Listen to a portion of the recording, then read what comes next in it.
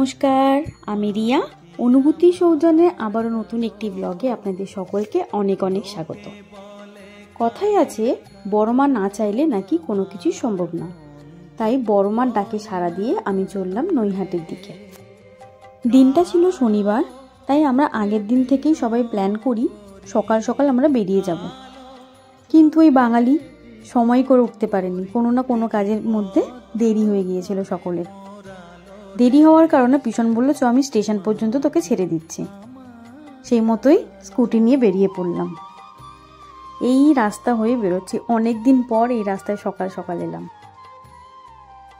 ভীষণ টিকিট কেটে ট্রেন পর্যন্ত আমাকে পৌঁছে দিল।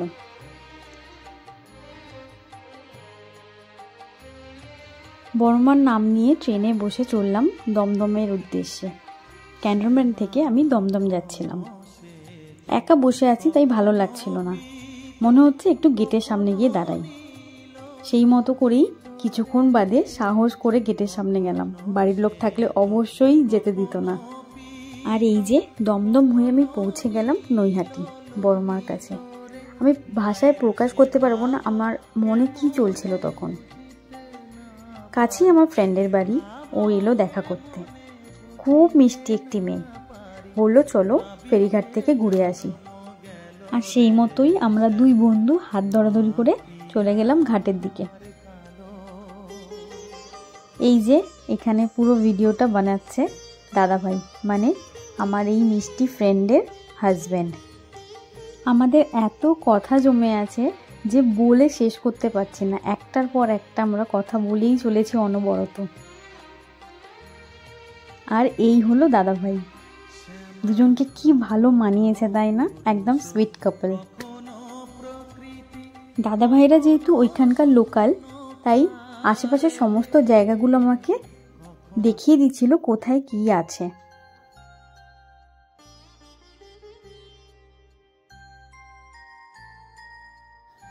এরপরেই মা গঙ্গার কাছে আমি প্রণাম জানিয়ে নিজেকে একটু শুদ্ধ করে, মানে মন শুদ্ধ করে আমি চলে আসি।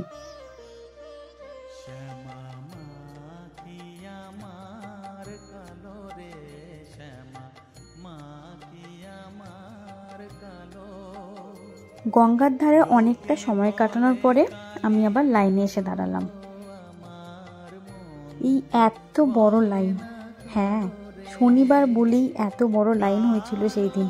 হয়তো অন্যান্য দিনও হয়, তবে আমার ফার্স্ট টাইম দেখা। 1000 জনের বেশি লোক ছিল সেই দিন, বেশি হবে বরং। এই গাছের নিচে দাঁড়াতে একটু ছাওয়া পেতে এই গাছের ফুলগুলো এত সুন্দর লাগছিল, জায়গাটাকেও আমি ক্যাপচার করলাম। এরপরেই আমরা এগিয়ে যেতে থাকি। অনেকটা মন্দিরের কাছাকাছি আমি চলে এসেছি, রোডের ওপরে। একটু আগে তো আমি ছিলাম ভেতরের দিকে, মানে ব্রহ্মময়ী মায়ের মন্দির হয়ে ফেরিঘাট হয়ে আরও অনেকটা ভেতরে পাড়ার মধ্যে দিয়ে লাইনটা গিয়েছিল ওই দিন। ডালি নিয়ে লাইনের দিকে এগিয়ে যাওয়ার সময় আমি বুঝতে পারছি না লাইনটা কতটা গেছে, সেই কারণে আমি দেখাতে পারিনি। তবে এখন আপনাদের দেখাই লাইনটা কতটা বড় হয়েছে।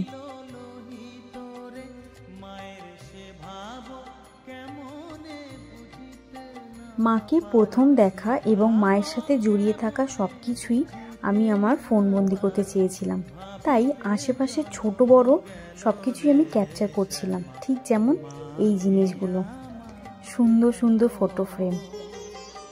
যারা ভাবছেন শনি মঙ্গলবার দিনকে বড় মায়ের মন্দিরে আসবেন, তারা একটু আইডিয়া নিতে পারবেন হয়তো এই ভিডিও থেকে যে কতটা লাইন আপনারা পেতে পারেন।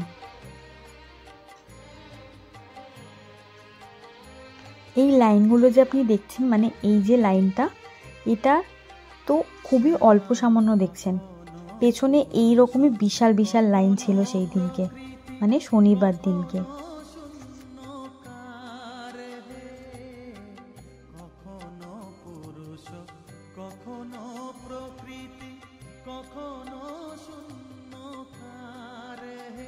মায়ের সে ভাবো ভাবিয়া কমলাকান্ত, সে ভাবো ভাবিয়া কমলাকান্ত।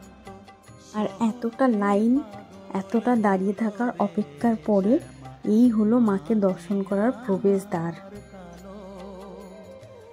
এই মন্দিরের আশেপাশে থেকেই আপনি ডালি নিতে পারবেন। তবে স্টেশন থেকে নামার পর থেকেই আপনি পরপর অনেক দোকান পেয়ে যাবেন, যেখান থেকে আপনি ডালি সংগ্রহ করতে পারেন। সেখানেই আপনার নানান রকম জিনিসও আপনি রাখতে পারেন।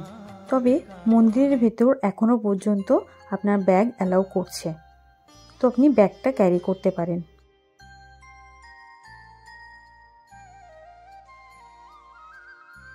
কথায় আছে, বড় মা কাউকে খালি হাতে ফেরান না। মায়ের সামনে গিয়ে দাঁড়ালেই মনের যা কামনা সত্যিই চাইতে হয় না, সব কিছু পূরণ হয়। শুধু মন থেকে মাকে ডাকতে হয়। আর এনাকে দেখে আমার সেটাই মনে হয়েছে। হয়তো এনারও কোনো মনস্কামনা আছে, ছিল, যা পূরণ হয়েছে, তাই এনারাও মানত করে মায়ের জন্য গণ্ডি কাটছেন।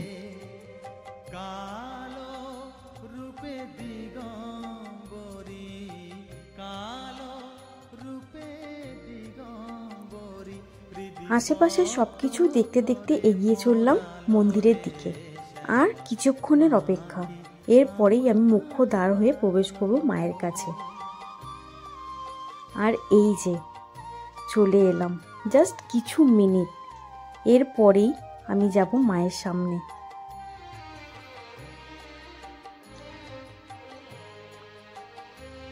এইরকম লাইন করে দিতে অনেকটা সুবিধে হয়েছে। আর এই হলো মা। কি অপূর্ব দৃশ্য, সত্যি কথা বলতে মন জুড়িয়ে গেছে। জানি না, সবারই হয়তো এরকমই একটা ফিলিংস আসে, একটা অনুভূতি আসে।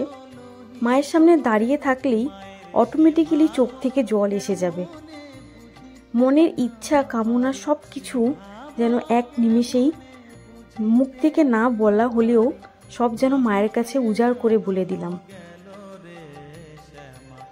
এরপর আমাদের ঠিক এতটাই টাইম লেগেছে লাইনে দাঁড়িয়ে পুজো দিতে। পুজো দিয়ে বেরোতেই শুনলাম শনি এবং মঙ্গলবার নাকি মায়ের ভোগ দেওয়া হয়, তাই ভোগের লাইনেও দাঁড়িয়ে পড়লাম। এবার বাড়ি ফেরার পালা। ট্রেনে উঠে গিয়েছি, এবার বাড়ির দিকে রওনা হচ্ছি। অনেক আশা, ইচ্ছা, মনের অনেক কামনা এবং মাকে আবারও দেখার অনেক ইচ্ছা নিয়ে বাড়ি ফিরছি। ভিডিও শেষে আপনারা পেয়ে যাবেন মাকে দর্শন করা, মায়ের আরতি এবং মায়ের পুজোর সময়সূচি। ভিডিওটি আশা করি আপনাদের খুব ভালো লাগবে।